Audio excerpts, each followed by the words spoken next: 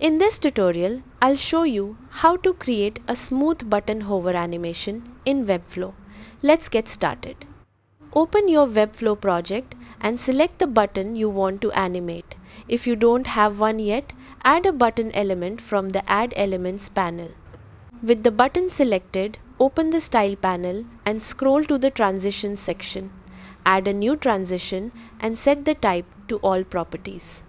Set the transition duration to around 300-400 milliseconds for a smooth effect.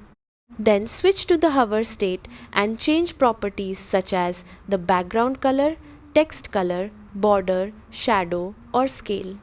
Preview your page and hover over the button to test the animation. Adjust the transition speed or hover styles until you're happy with the result, then publish your website.